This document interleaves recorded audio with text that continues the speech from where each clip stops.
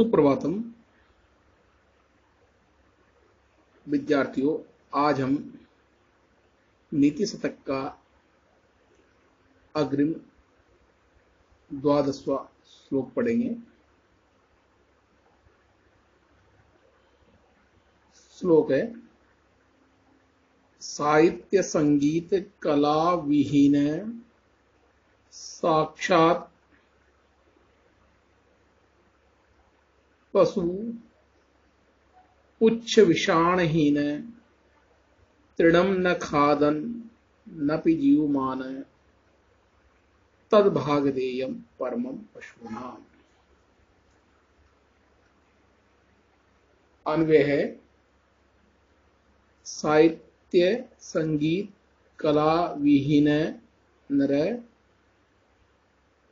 पुच्छ विषाणहीन साक्षात पशु अस्ति। तृणम न खादन अपि जीवमान तत्पशूनाम परम भागधेयम। अर्थ देखेंगे, साहित्य संगीत कला विहीन है। साहित्य संगीत कला से शून्य या रहित व्यक्ति पुच्छ विषाणहीन है, पूंछ और सींग से रहित साक्षात पशु है। अयम यह जो तृणम न खादन घास को नहीं खाता हुआ अपि भी जीवमान जीवन यापन कर रहा है, तत्पशूनाम परम भागधेयम। वह अर्थात उसका घास न खाना पशुओं का अत्यंत सौभाग्य है। भावार्थ है, साहित्य संगीत और कला से सुनने व्यक्ति साक्षात पशु ही है। पशु जो घास खाते हैं, परंतु उक्त व्यक्ति घास नहीं खाता है। यदि वह मनुष्य घास खाने लगे तो पशुओं का जीवन घास के अभाव में दुस्सह हो जावे। इसलिए उक्त कोटि के व्यक्ति का घास न खाना पशुओं के लिए सौभाग्य की बात है। इस श्लोक में उपजाति छंद है। उपजाति छंद के प्रत्येक पाद में 11 वर्ण होते हैं, संपूर्ण छंद में 44 वर्ण होते हैं। अग्रिम श्लोक है, एसाम न विद्या न तपो न दानम ज्ञानम न शीलम गुणो न धर्म ते मृत्युलोके भुवि भारभूता मनुष्य रूपेण मृगाश्चरन्ति। अन्वय है, एसाम विद्या न तपो न दानम न ज्ञानम न शीलम न गुणो न धर्म न ते मृत्युलोके भुवि भारभूता संत मनुष्य रूपेण मृगा सरन्ति।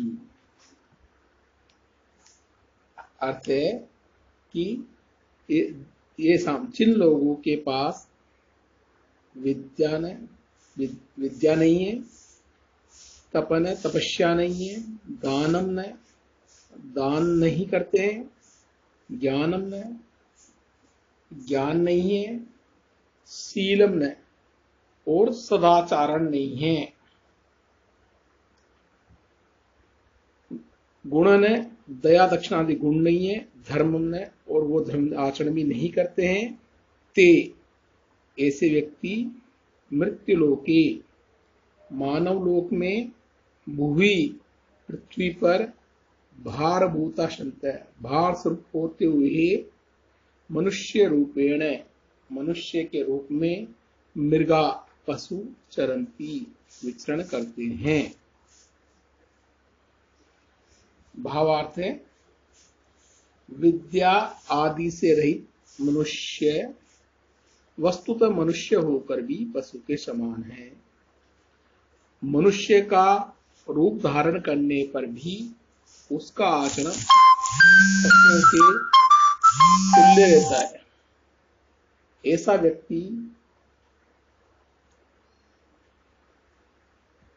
व्यक्ति इस पृथ्वी पर भार स्वरूप ही है।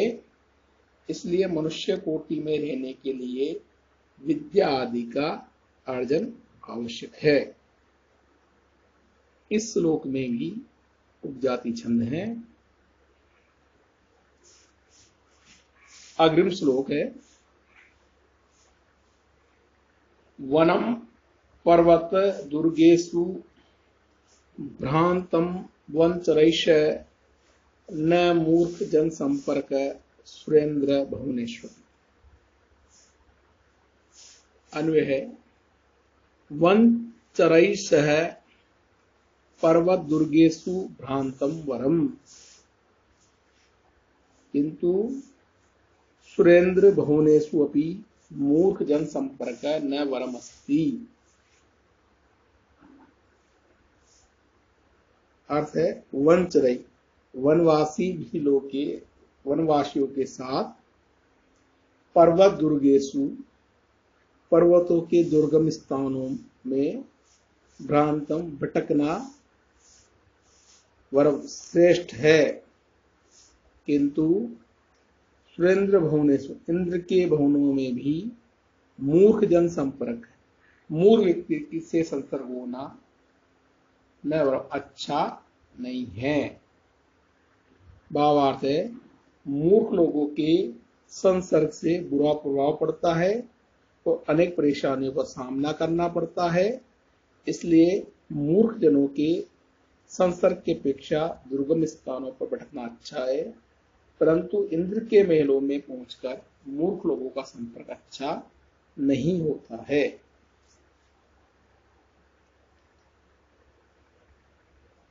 अग्रिम श्लोक है शास्त्र उपस्कृत शब्द सुंदर गिरह शिष्य प्रदेयागमा विख्याता कवियो वसंती विषये यस्य प्रभो निधना तज्जाड्यम वसुधाधिपश्य कवयो हि अर्थम विना पिस्वरा कुतस्याशु कुपरीक्षिका ही मणियो यई अर्घत पापिता। अन्वय शास्त्र उपस्कृत शब्द सुंदर गिरह शिष्य प्रदय आगमा विख्याता कवये यस्य प्रभो विषये निर्धना वसंती तस्य वसुधाधिपस्य जाड्यम ही कवये अर्थम विना अपिस्वरा संति ही कुपरीक्षिका कुतस्याशु ये मणिये अर्घत पापिता। अर्थ है जिनकी वाणी शास्त्रोपस्कृत शब्द सुंदर गिरे जिनकी वाणी शास्त्रों द्वारा प्रस्कृत शब्दों से सुंदर है।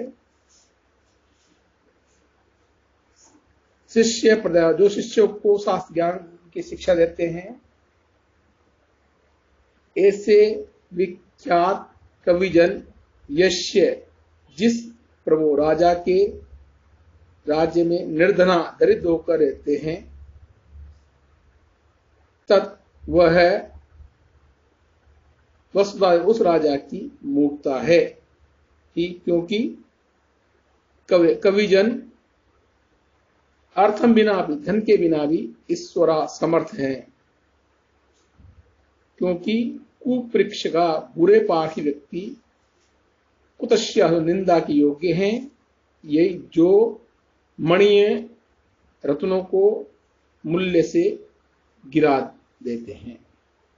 भावार्थ है विविध शास्त्रों के ज्ञान से प्रसिद्ध कविजन जिस राजा के राज्य में निर्धन होकर रहते हैं वह राजा वस्तुतः निंदनीय है। विद्वान निर्धन होने से कभी निंदित नहीं होता है अपितु वह राजा ही निंदित होता है जो विद्वानों का उचित आदर नहीं करता है। मणि का मूल्य कम आंकने से उसका वास्तविक मूल्य नहीं घटता है, अतः उसकी कम कीमत बतलाने वाला पारसी व्यक्ति अयोग्य माना जाता है। इस छंद में साधु विकृत छंद है। इस छंद के प्रत्येक पाद में 19 वर्ण होते हैं। संपूर्ण छंद क्षेत्र वर्णों का होता है।